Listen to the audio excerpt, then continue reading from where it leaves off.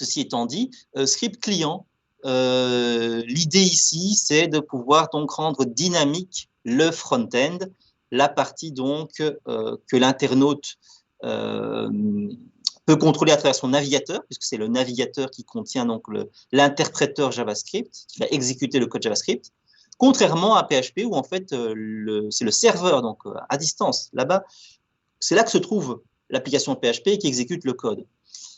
Donc, il y a toujours eu aussi ce problème de est-ce que tout le monde a un navigateur performant, qui interprète correctement, qui interprète JavaScript, parce qu'il y avait d'autres langages script avant, et qui interprète quelle version, etc. Donc, il y avait ce manque d'uniformité qui faisait l'arrachage de cheveux, effectivement aussi, par rapport à on veut faire une application qui soit what you see is what you get. Donc, au niveau du look, le rendu est vraiment ce qu'on a développé dans le code, et chez tout le monde, hein, et qui soit aussi ergonomique, agréable à utiliser, fonctionnel, interactive, etc. Donc, c'était plein de challenges. Et on verra, mais je ne vais pas vraiment trop m'attarder dessus, qu'il y a donc eu des moments où en fait, il y avait des hacks, hein, des trucs pour vérifier qu'on était sur tel navigateur, alors on mettait ce code-là, sur tel autre navigateur, on mettait ce code-là. C'était un enfer pour les développeurs. On ne parlait pas de développeurs front-end. Hein. C'était le webmaster en général. C'était un casse-tête.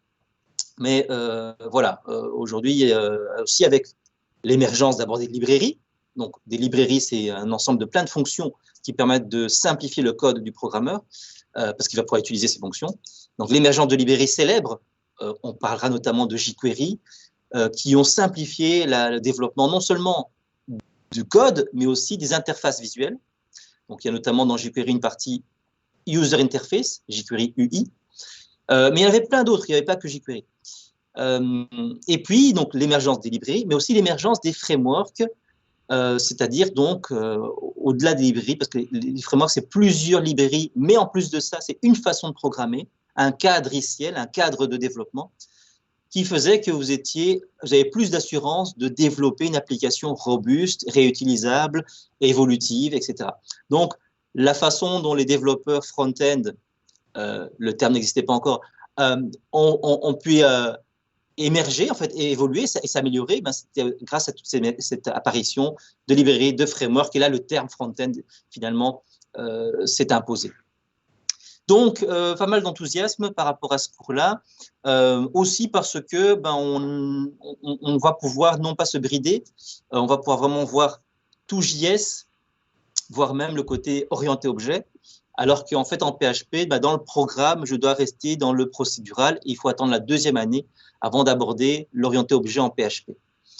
Ce qui est en passe de changer peut-être par rapport aux discussions qu'on a à plus haute instance sur l'évolution du programme web développeur, comment est-ce qu'on peut encore améliorer la formation. Donc, tout ça évolue, bien sûr. Mais bon, nous sommes encore dans une année où ben, nous aurons un cours de script client, un cours de script serveur en même temps.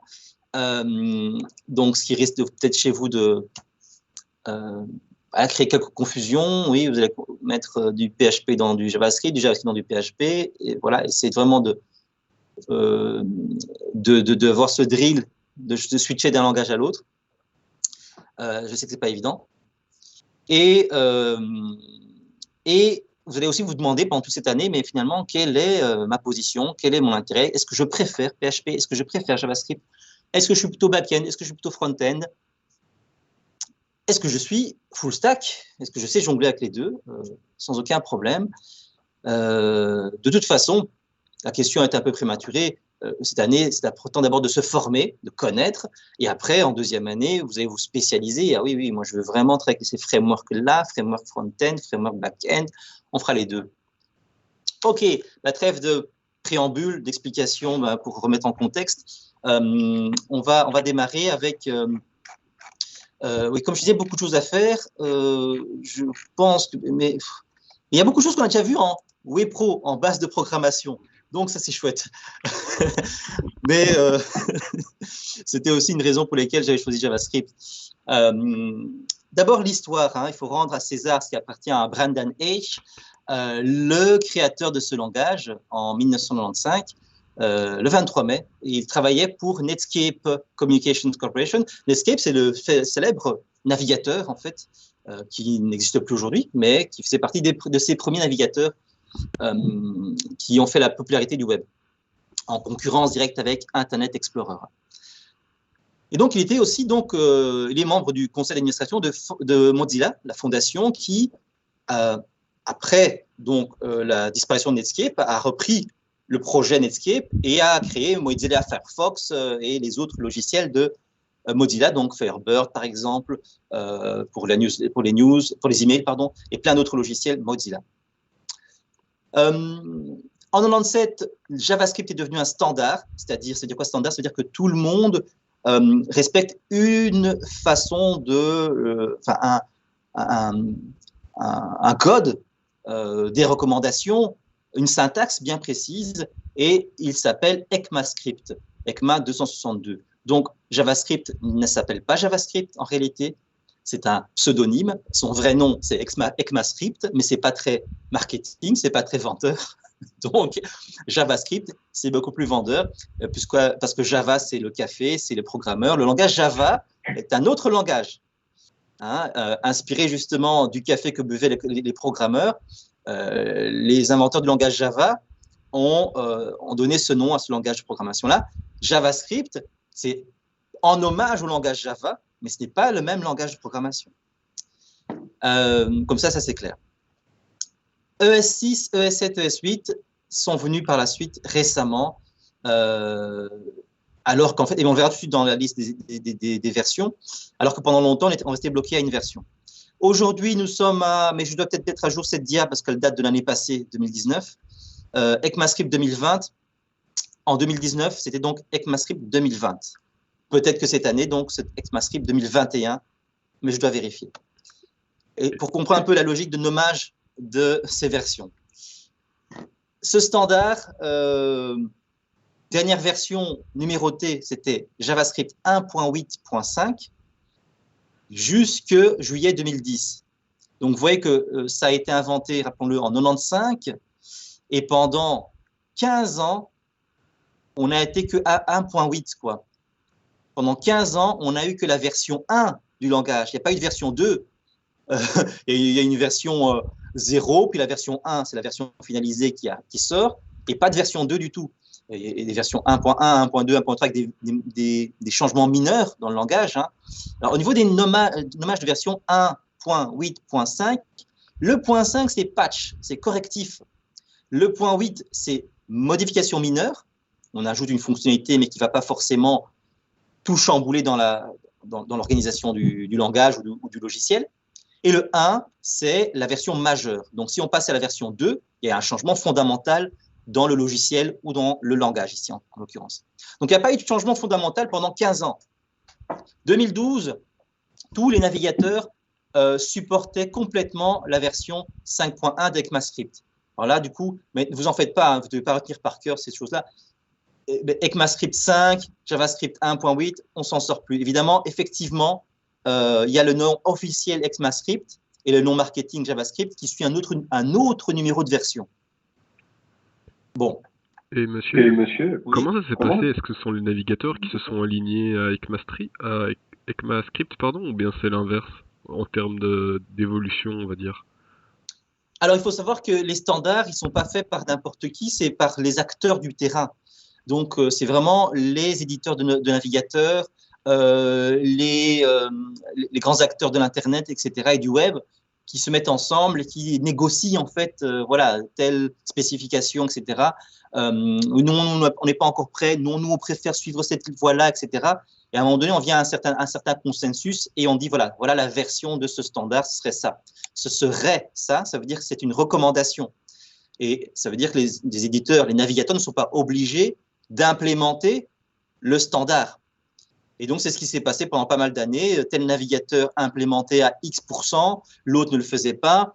Et puis, tel navigateur voulait être novateur, voulait être le meilleur. Et donc, ajouter des fonctionnalités qui n'étaient pas prévues dans le standard pour ajouter quelque chose d'encore plus intéressant. Et ça a permis des innovations, heureusement. Microsoft Internet Explorer a innové dans certains cas. Dans d'autres cas, c'était plutôt Netscape qui a innové avec, et vous le verrez en CSS, en HTML, avec les divs qui s'appelaient layer en Netscape. C'était la balise layer, et Microsoft a copié et l'a appelé div. Et puis, on a gardé finalement div dans le standard, pour donner un exemple. Mais donc, c'est bien qu'il y ait innovation. C'est bien parfois de ne pas respecter à 100% le standard pour ajouter de nouvelles choses, mais à un moment donné, on voudrait que tout le monde respecte au moins le minimum commun, ce standard, pour faire en sorte que le développeur soit sûr que ce truc-là fonctionne partout de la même façon. Ce n'était pas le cas avant. Sauf qu'à un moment donné, on a tapé du poing, les développeurs ont dit mais ça, c'est un arrachage de cheveux. Ils ont eu leur mot à dire. Ils ont commencé à faire on boycotte. On boycotte Internet Explorer. Dans les sites qui avaient marqué ce site fonctionne mieux sous Firefox Intel, etc. Donc c'était vraiment un mouvement pour dire voilà, si vous respectez les standards, on vous utilise, sinon on vous boycotte. Ça a peut-être influencé, je ne dis pas que c'est la seule raison, moi c'est la raison sensible que j'ai pu remarquer. Voilà, donc tant mieux, ça ne veut pas dire qu'aujourd'hui il n'y a pas de différence, hein. Il reste encore des innovations, des différences, etc. Mais majoritairement, les navigateurs respectent à un certain pourcentage telle version du standard. Alors, je vous montre tout de suite à quel point ce n'est pas toujours tout à fait exact, hein. Vous verrez, on vous a peut-être déjà parlé du site Can I Use dans le cours de site statique. Voilà, c'est un site sur lequel vous allez pouvoir voir si une technologie HTML, CSS et JavaScript sont utilisables dans le navigateur. Donc, si je mets l'élément HTML div, ben, aujourd'hui, ben, ça va, c'est vert partout, quoi. Tous les navigateurs modernes l'implémentent. Au niveau de la légende, le gris, ça veut dire qu'ils ne sont pas au courant, ils n'ont pas testé dans tel navigateur. Mais le vert, ça a été testé, c'est supporté. Mais si je prends une règle CSS plutôt moderne qui fait partie des CSS grid, voilà, du grid layout, eh ben, c'est pas vert partout, hein. Ça va vraiment vous révolutionner, vous simplifier le positionnement des éléments dans la page, pouvoir avoir une grille comme dans les frameworks HTML. CSS ajoute ça, mais ce n'est pas encore implémenté partout. On voit par exemple qu'Opera Mini, aucun ne supporte cette façon de positionner les éléments, qu'au niveau de Baidu Browser, ben, non plus, et qu'il faut attendre certains navigateurs. Bon, après, les navigateurs majeurs, bon, Firefox, Edge et Chrome, on est plutôt rassuré.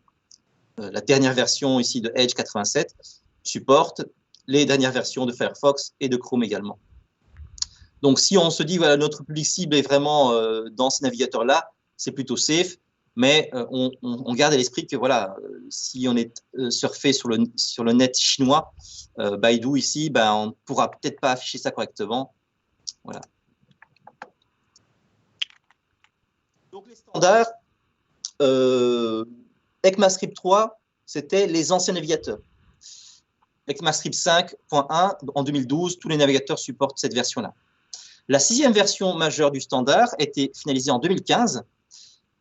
Et donc, ECMAScript 6, cette version s'appelle 2015. Donc, ils ont arrêté, enfin, ils n'ont pas arrêté, ils font ça en parallèle. De nouveau, c'est purement marketing, c'est ce genre de nommage. C'était comme à l'époque, vous vous rappelez, je ne sais pas si vous avez connu Windows 95. Hein, tout d'un coup, Windows 95, alors qu'avant, c'était Windows 3.1. Et donc, on avait un numéro de version de logiciel. Il n'y a pas eu de Windows 4. Ils ont décidé d'appeler Windows 95, 1995, l'année de sortie de cette nouvelle version de Windows, était le numéro de la version. Bon, ici, il y a eu le même phénomène. Hein, au lieu de dire ECMAScript 6 ou ES6, ben, on dit aussi ECMAScript 2015, l'année de sortie donc, de la version 6. Donc, quand je vous dis ES 2020, eh ben, faites le calcul, quel ES sommes-nous? Bon, ici, vous pouvez voir que ES 2016, ben, c'est ES6. ECMAScript 2007, c'est ES8. Voilà. Et à chaque fois, donc, c'est un cran plus haut. Donc, 2020, c'est ES, j'en perds mon latin, 10, 11, ES 11. Et 2021, ben, ce serait ES 12, normalement. Voilà, à peu près. Donc, depuis ce moment-là, depuis 2015, ils se sont dit, maintenant, on va sortir une nouvelle version de JavaScript chaque année. C'est un pari un peu fou, mais ça veut dire que le projet ECMAScript Next, ce projet a ce qu'on appelle un roadmap avec toute une série de choses qu'ils veulent implémenter, qu'ils veulent développer dans le langage JavaScript, qui ne peuvent pas tout faire ça en un an, et donc qui vont introduire chaque fois au fur et à mesure, ils ont un cahier de charge pour l'année 2020, un cahier de charge pour l'année 2021, etc., qui vont à chaque fois introduire d'année en année. C'était le cas également avec PHP, on l'a vu récemment, donc on a vu là en décembre que la version 8 de PHP a été finalisée. Le cahier de charge 2020 de PHP a été rempli. Donc ici, c'est comme ça que fonctionnent vraiment les versions de langage. Donc, on retient de ça qu'une seule chose, c'est simplement qu'en fait, pendant longtemps, JavaScript n'a pas évolué. Pendant 15 ans, il n'a pas beaucoup évolué. Et puis, depuis 2010 d'ailleurs, hein, il y a eu des tremblements comme ça, mais c'est vraiment en 2015 que le rouleau compresseur fait évoluer chaque année ce fabuleux langage.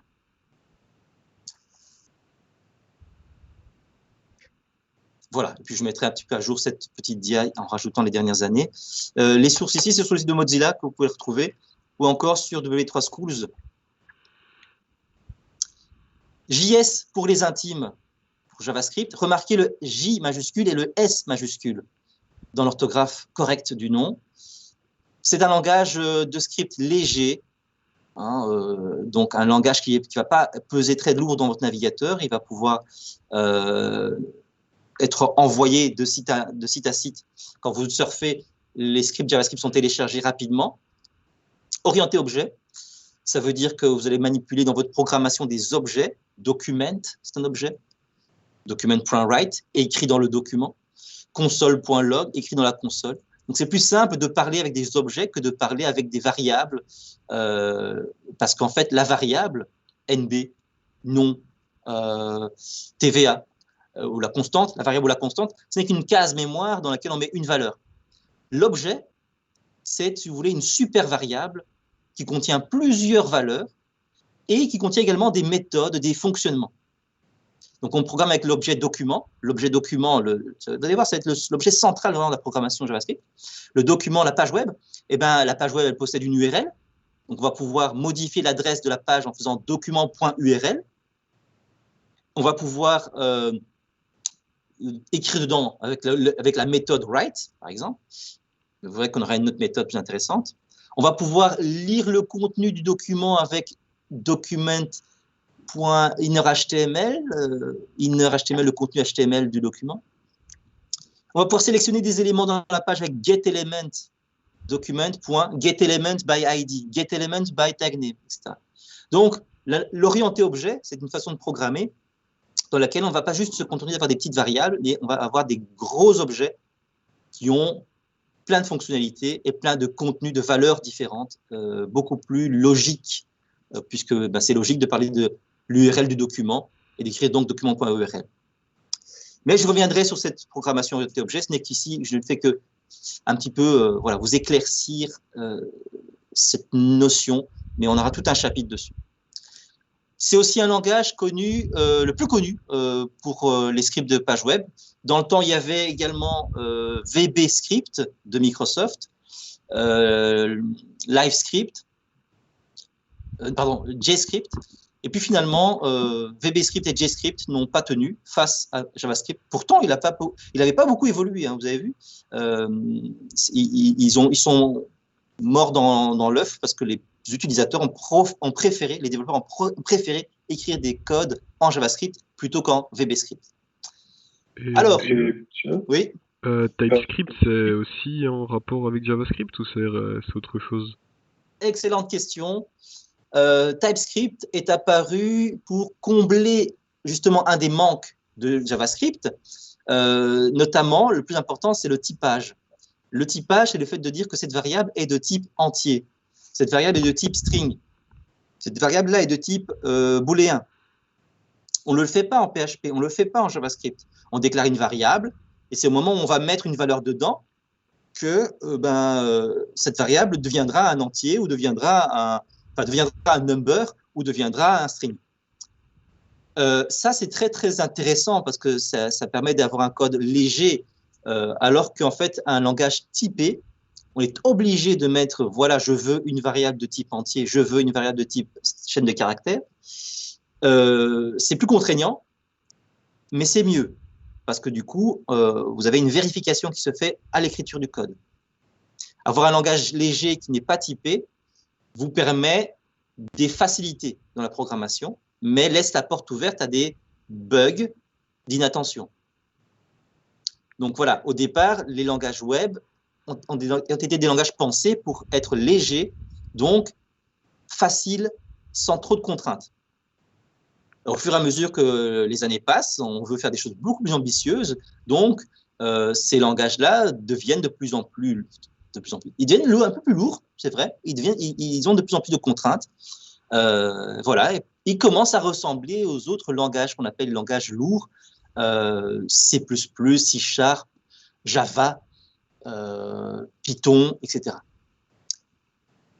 Voilà, donc TypeScript a ajouté le typage, c'est du JavaScript, avec notamment du typage, mais encore d'autres choses.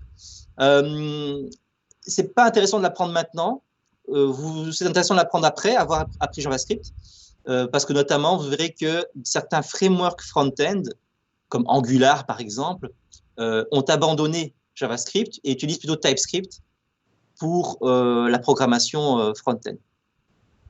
Mais voilà, c'est un choix aussi. On n'est pas obligé de passer à TypeScript en se disant c'est mieux.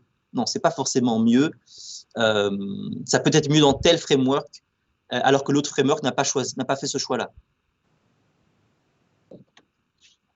Autre chose par rapport à JavaScript, en fait, il est utilisé dans d'autres choses que dans les navigateurs. Vous l'avez également dans CouchDB, base de données Apache, et dans Node.js, qui est un serveur de script côté, un langage de script côté serveur.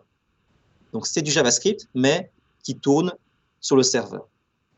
Je vous avais déjà dit, peut-être il y a quelques semaines, il y a moyen de faire une application web back-end uniquement en JavaScript, sans PHP, ni Python, ni Java, et de faire donc du front-end en JavaScript et du back-end en JavaScript, avec notamment donc Node.js.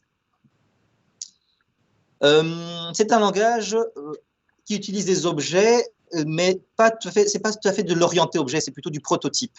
De nouveau, on verra ça dans le chapitre sur l'orienté objet. Typage faible, je vous l'ai dit en parlant de TypeScript justement. Et il est dynamique parce qu'il permet donc de programmer en suivant plusieurs méthodes de programmation. On parle de paradigmes, plusieurs façons de programmer. La programmation orientée objet, la programmation fonctionnelle, la programmation impérative. Nous ne verrons que la programmation impérative dans un premier temps et orientée objet. La programmation fonctionnelle, voilà. Peut-être qu'on l'introduira un petit peu vers la fin pour voir un petit peu à quoi ça ressemble, mais ouais, il y a déjà pas mal de choses à voir déjà en orienté objet. Alors, qu'est-ce qu'on va apprendre quand on apprend JavaScript? Bon, d'abord les bases, hein, le standard ECMAScript 262, hein, le vieux standard, sans étudier les vieilles choses qui sont abandonnées évidemment, hein, mais les fondamentaux du langage. Le navigateur, puisque c'est un langage qui tourne dans le navigateur, il y a donc dans tous les objets du navigateur des éléments qu'on peut manipuler. La fenêtre, la barre d'adresse, les cookies. C'est dans le navigateur, ça, les cookies. Donc, il y a tout un ensemble d'objets, ce qu'on appelle le Browser Object Model, qui sont intéressants à connaître pour pouvoir donc les manipuler. Surtout, l'apprentissage du DOM, Document Object Model, c'est votre page web, les éléments qui sont dedans.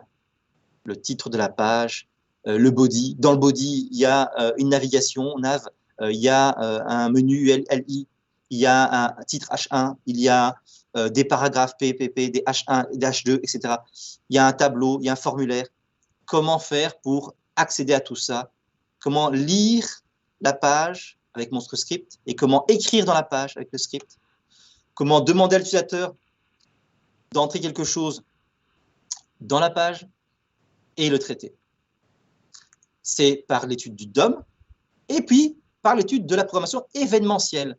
Les événements, c'est par exemple, l'utilisateur a cliqué sur un bouton, il a survolé un élément avec sa souris, il a appuyé sur une touche du clavier, il a quitté la page, il charge la page. Donc, tous ces moments qui se produisent de l'utilisation, de l'interaction entre l'utilisateur et le site web, vous allez pouvoir les intercepter et faire du code. Donc, c'est un des grands avantages de JavaScript comparé à PHP, des scripts clients, parce que les scripts clients vont vraiment être au plus près de l'utilisateur. Le script serveur, lui, il est loin de l'utilisateur, il ne reçoit que ce que l'utilisateur lui a envoyé par formulaire ou le lien sur lequel il a cliqué, c'est tout. PHP n'est pas capable de savoir si l'utilisateur est en train de survoler avec sa souris quelque chose. Mais vraiment, c'est quand on se demande, mais qu'est-ce que je choisis comme langage pour faire ça? Il faut vraiment juste savoir que, voilà, l'interactivité, c'est front-end. La programmation asynchrone, et notamment le terme Ajax, que vous avez peut-être déjà entendu, le A de Ajax, ça veut dire asynchrone. On veut pouvoir faire du traitement sans attendre, sans que la page soit bloquée pendant X secondes. C'est ça l'asynchrone. Quand c'est synchrone, quand on clique pour demander quelque chose, on attend. Et dès que la réponse est trouvée, elle nous est envoyée, on l'obtient. Mais on a dû attendre. On est synchronisé avec ce serveur à qui on a posé une question. On est bloqué au niveau du temps. On attend que le temps se passe et puis on a la réponse. En asynchrone, je pose ma question et puis je fais autre chose. Et puis le serveur me téléphone, m'envoie la réponse. Et quand j'obtiens cette réponse, alors là, je continue ce que je voulais faire avec ce serveur. De nouveau, tout un chapitre là-dessus. Autant dire que c'était aussi la révolution, ça, quand cette programmation asynchrone s'est développée. Ça permet vraiment d'avoir des sites, des applications front-end qui permettaient de faire des tas de choses sans être bloquées et lentes. Alors après ça, ou avec ça, on utilise les librairies JavaScript. Donc, librairie, ça veut donc dire, je rappelle, ensemble de fonctions préécrites par d'autres personnes, des programmeurs chevronnés, une communauté open source qui collabore pour pouvoir faire le must, faire des traitements qui sont tout le temps faits et ne pas devoir réinventer la roue. Et ils les partagent gratuitement, ou bien ils les vendent. Okay. Donc, il y a des célèbres librairies gratuites, mais il y a aussi des librairies qui sont vendues, qui sont performantes. jQuery fait partie de ces librairies-là, mais il y en a plein d'autres, MooTools, Dojo, voilà. On fera un petit tour. Après avoir fait ça, on atteint un autre level. Là, on commence à programmer les API. Une API, c'est une Application Programming Interface. C'est un autre logiciel qui s'ouvre à nous, qui dit, ben voilà, j'accepte d'ouvrir mon code à votre application. Google a plein d'applications. Par exemple, Google Calendar, le calendrier Google. Eh bien, au lieu de fermer son calendrier, son application en disant, voilà, c'est mon calendrier, il n'y a que mes utilisateurs, il n'y a que mes membres qui peuvent l'utiliser, Google a dit, si tu veux développer une application dans laquelle tu as besoin d'un calendrier, ben, je veux bien que tu utilises le mien. Ce faisant, voilà, je te donne toute une série de codes que tu peux utiliser pour pouvoir programmer mon calendrier et l'intégrer dans ton site. C'est ça une application programming interface de programmation d'application. À ce moment-là, du coup, c'est formidable. Donc, non seulement les librairies nous donnaient accès à des fonctionnalités qu'on n'a pas envie de réécrire, mais les API nous donnent accès à des programmes tout faits. Calendrier Google, cartographie Maps, au niveau de Amazon, il y a plein d'applications Amazon dans le cloud qui permettent vraiment d'être réutilisées dans vos applications, de e-commerce par exemple. Voilà.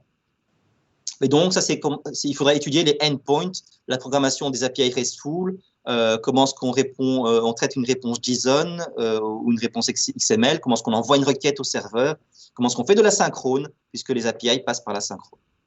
Donc, c'est pour ça qu'il faut qu'on étudie d'abord la synchrone avant d'attaquer les API.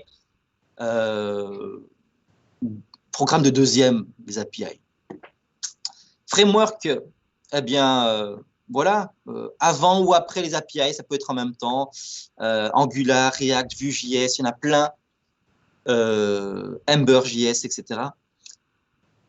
Donc, la différence, j'ai déjà dit, je répète, c'est qu'avec un framework contient des librairies. Donc, voilà. C'est déjà donc plus qu'une librairie, c'est plusieurs librairies regroupées. Mais en plus de ça, le framework impose une façon de programmer. On ne peut pas faire ce qu'on veut. L'avantage, grâce à cette imposition, on est sûr de bien faire les choses et de ne pas faire des bêtises. Mais en plus de ça, dans le workflow, dans la suite de programmation, la suite de travail que l'on fait, on sait qu'on avance. Voilà, bon, on reviendra donc du coup sur le développement framework en deuxième année. Côté serveur, on peut aussi étudier JavaScript et les instructions côté Node.js. Et donc, du coup, on ne fait plus du front-end, mais on va vraiment faire du JS avec tout ce qui est… dans PHP, quand on lance UAMP, on lance Apache, MySQL, PHP, on lance 3 logiciels. Eh bien, avec JavaScript côté notre serveur, on va devoir lancer une sorte d'Apache comme ça, une sorte de serveur web. Donc, il faudra écrire dans le code, je lance le serveur web, etc. Donc, c'est pour donner une petite différence. Alors qu'en PHP, on clique simplement sur lancer de UAMP. En JS, côté Node.js, il faut écrire plus de code. Et monsieur, ça, oui. On va voir ça cette année ou ça sera pour les 2 ans? À l'année prochaine. Mais bon, je dis, on va voir. On va voir. Après avoir appris le langage JS côté serveur, pourquoi pas un framework back-end. Express.js, c'est un framework back-end en JavaScript. Et après, pourquoi pas un stack. Rappel d'un stack, UAMP est un stack parce qu'il y a plusieurs couches de logiciels s'empilent pour faire un développement back-end. Le stack MIN, c'est MongoDB, base de données, Express.js, framework back-end, Angular, framework front-end, et Node.js, le serveur JavaScript. Donc, c'est apprendre ces 4 langages, systèmes-là, et savoir les configurer ensemble, comme vous configurez UAMP au niveau de php.ini, au niveau de httpd-conf et au niveau de my.ini pour MySQL. Alors, même si vous n'avez pas trop configuré, mais je crois que dans le cours de réseau, vous avez été un peu plus loin, on m'a dit. OK. Bon, en français, parce que là, c'est beaucoup plus études. En français, c'est quoi? Apprendre la syntaxe du langage et les bases de la programmation. Heureusement, on a déjà appris un petit peu la syntaxe de JavaScript. Donc, on a vu les points, on a vu le point-virgule, les accolades, les parenthèses, etc. L'orthographe est importante, les majuscules et les minuscules sont importantes. On a appris les mots-clés, while, do, while, if, else, var, etc. Donc ça, c'est pas mal déjà. Il reste 2-3 petits trucs de syntaxe. Les bases de la programmation, on a vu également déclaration des variables, lecture de données, traitement, affichage. Et puis, on va un peu complexifier les choses. On doit surtout apprendre à débugger un script aussi. Je vous ai déjà un petit peu initié à ça, la console, l'outil, donc, hop, F12, hein, l'outil console ici, l'outil source. Et je vous rappelle, hein, je vous l'avais dit, vraiment, si vous voulez décupler vos pouvoirs, progresser beaucoup plus vite que les autres, vous devez vous concentrer sur ça. Vous devez vraiment utiliser ça. Vous ne devez pas avoir une aversion et avoir peur de cet outil. Voilà. Parce que je sais que ça peut être un petit peu intimidant, difficile à utiliser, mais élément, console, source.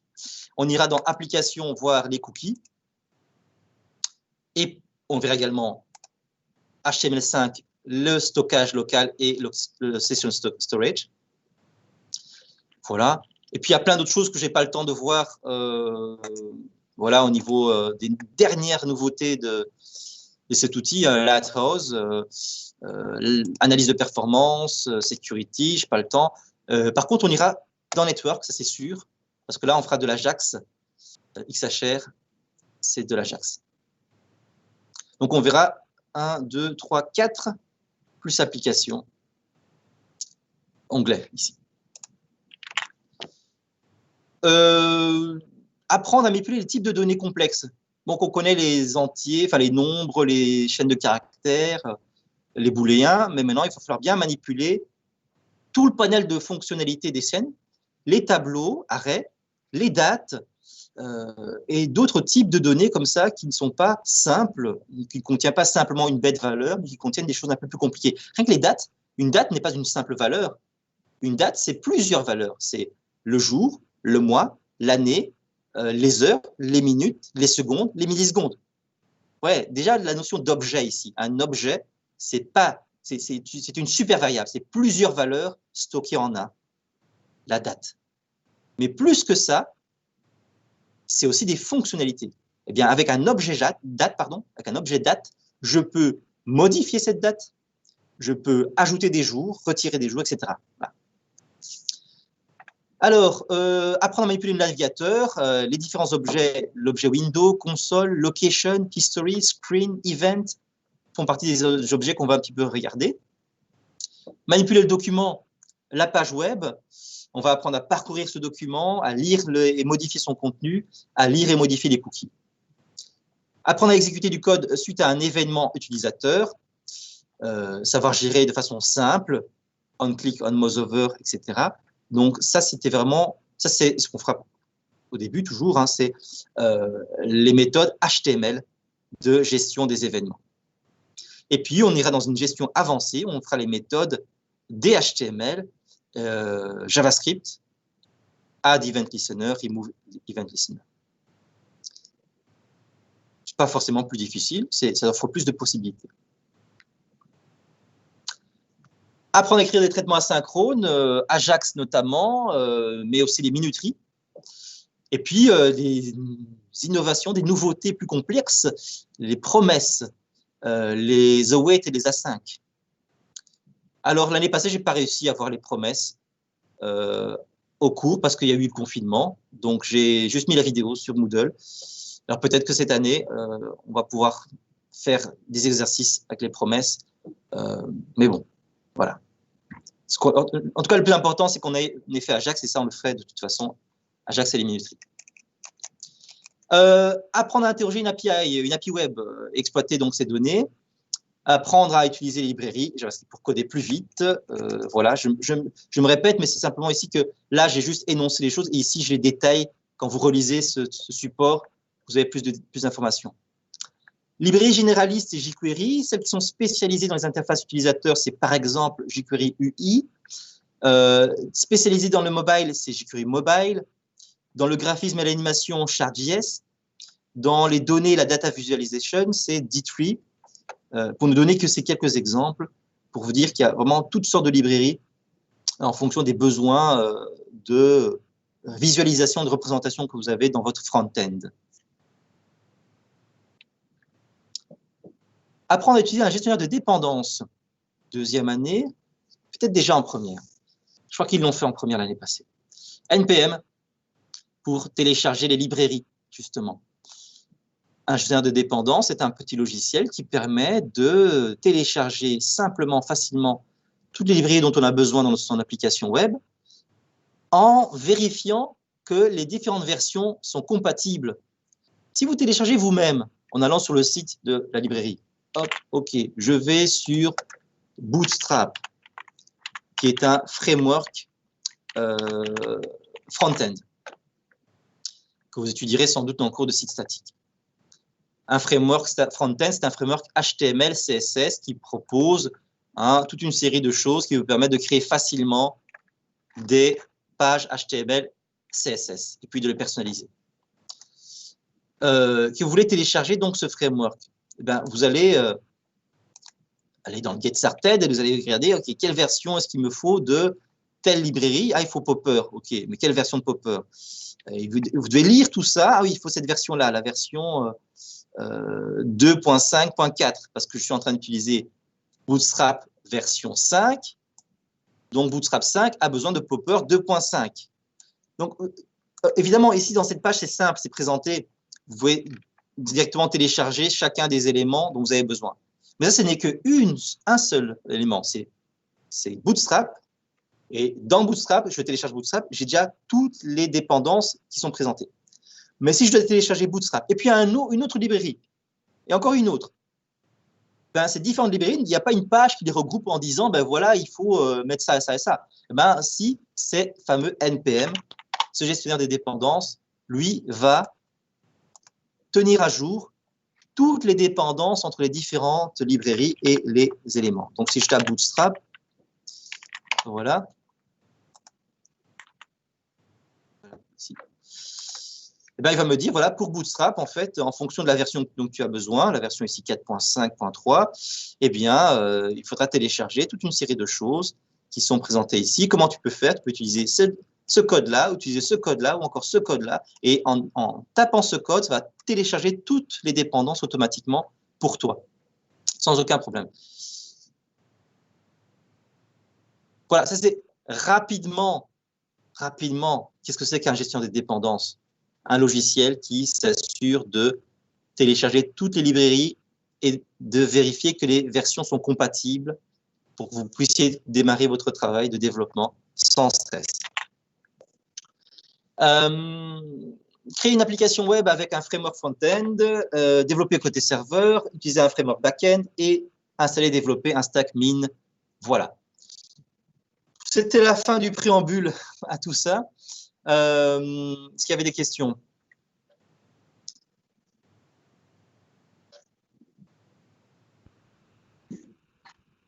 C'est par rapport au framework. Oui. Ça, c'est ce qu'on va étudier l'année prochaine, en fait, c'est ça? Par rapport au framework, tu veux dire par rapport NPM ici? Non, Angular, Vue et tout ça, c'est ce qu'on étudiera l'année prochaine. Oui. Oui. Je pense qu'on peut difficilement aborder ça cette année, parce que la matière est déjà bien solide, et qu'en fait, il y a aussi un changement de façon de faire, changement d'approche. C'est-à-dire que, comment dire, ce qu'on apprend cette année, c'est aussi surtout d'abord à ce que vous gagnez en dextérité. C'est en roulant en vélo qu'on apprend à rouler. Et c'est en codant que vous allez apprendre à coder. Donc, on ne peut pas s'attaquer directement à un objet qui a pour but de créer une application. Les frameworks, c'est pour but de créer une application. Ça n'a pas pour but d'apprendre à programmer. Il y a plein de choses dans les frameworks qui sont cachées, masquées. Et donc, vous ne savez pas comment c'est fait. Tout ce que vous savez, c'est que ça produit quelque chose. Donc, vous n'apprenez pas à programmer, vous apprenez à créer une application web. Ça peut être intéressant parce qu'on veut vite avoir un produit fini, mais bon, si on attaque ça de cette façon-là, non seulement vous allez avoir une courbe d'apprentissage beaucoup plus lente, puisque tout va être dur en fait, tout va être bizarre et c'est à chaque fois nouveau. Mais en plus de ça, vous allez perdre ce moment d'apprentissage où vous allez en fait avoir le plaisir de faire des choses simples, mais de les maîtriser. Et c'est ça, cette année-ci, vous devez d'abord vraiment apprendre à être à l'aise avec la programmation. Les choses doivent devenir évidentes pour vous. Ah oui, une boucle. Ah oui, d'accord, c'est bon. Ah oui, lire les données. Ok, ça va. Écrire dans la page. Ok, très bien. Et pour qu'après, en fait, vous ne le fassiez plus. Vous n'allez plus le faire vraiment de la même façon en deuxième, parce que le framework fera ça autrement. Mais pourquoi apprendre de cette façon cette année? Oui, parce que le framework, il le fait en Stumeling, il le fait quand même, mais il vous donnera une façon de faire plus simple encore. Vous écrirez un code simple, et derrière ça, le framework fera ce que vous avez fait cette année, à votre place. Donc, c'est important de savoir faire les choses par vous-même, jusqu'à un certain point. Comme ça vous permet de comprendre vraiment le fondamental, mais comment ça se passe, qu'est-ce qui se passe derrière ça, pour après vous simplifier la vie. J'essaie toujours en fin d'année, en fonction du rythme de la classe, d'aborder des choses un peu plus avancées, un peu plus complexes, si c'est possible. Mais notre objectif, c'est d'abord et avant tout, bon, cette année, on doit apprendre à programmer en JavaScript et pas mettre la charrue avant les bœufs. Ça va? Ouais, ça va. C'est juste comme j'avais vu dans votre slide de présentation, je m'étais dit, ah ouais, on va voir tout ça en un an, ça va être chaud. C'est pour ça. Ok, il faudrait pas que ça vous fasse peur non plus, hein. C'est tendance parfois à effrayer les étudiants. Attendez, il faut que j'importe cette année, ça se trouve ici, script client. Non. Je vais mettre à jour Moodle en un coup. Voilà. Bon, non, ça fait ça. Je mets toujours sur Moodle, en fait, hein, une vidéo qui vous présente un petit peu. Est-ce qu'elle est,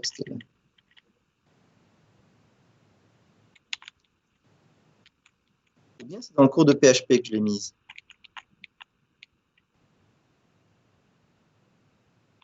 Ah non, elle est là. Les technologies à connaître pour devenir un web développeur. Donc, ça a été lancé depuis 2015 par un YouTuber, par le compte YouTube Learn Code. Je n'ai pas été regarder la version, la nouvelle version, je pense que c'est peut-être encore celle-ci, 2020. Et je laisse les trois versions, 2015, 2016, 2017, 2020, parce qu'en fait, dans la version 2015, on peut voir que le graphique est assez simple, même si c'est un grand graphique. J'aimerais bien avoir une vue d'ensemble. Voilà. Le graphe reste assez simple. Il y a plusieurs technologies à connaître, base de données, langage, etc. Et puis après, quand on arrive en 2016 et même en 2020, le graphe devient énorme, compliqué, avec plein de branches qui vont dans tous les sens. Donc, le peu que je vous ai montré dans le slide, qui est déjà beaucoup, ben, c'est rien comparé à tous les domaines, toutes les technologies de la programmation web que l'on pourrait aborder. Mais en 2 ans, ou je dirais plutôt en réalité en 1 an et demi, puisque la deuxième année, en réalité, il y a tout votre stage qui prend beaucoup de temps, le TFE qui prend beaucoup de temps. Donc, en termes de formation, vous n'avez qu'une demi-année de formation. Le reste, c'est TFE et stage. Donc, en 1 an et demi, on ne peut pas aborder tout. Le reste, c'est à apprendre, bien sûr, dans le métier, quand vous êtes en stage, quand vous êtes en train de travailler. Tout ne doit pas être appris à l'école, ce serait stupide. Mais donc voilà, c'est pour ça que on se concentre en première année sur vraiment développer vos pouvoirs, vos skills, vos compétences en termes de programmeur, parce que cet automatisme-là, savoir programmer, c'est impayable. C'est vraiment, c'est le plus important. Savoir programmer, avoir la logique, avoir les automatismes, le rythme, ça sera une base fondamentale pour après progresser beaucoup plus rapidement, apprendre n'importe quel nouveau langage, n'importe quelle nouvelle technologie avec aisance plutôt qu'en ramant. Bon, ça, c'est un peu notre challenge de cette année. Et aussi, faire en sorte que tout le monde s'en sorte parce que, évidemment, il y aura beaucoup de difficultés, de notions à connaître et il faudra pratiquer.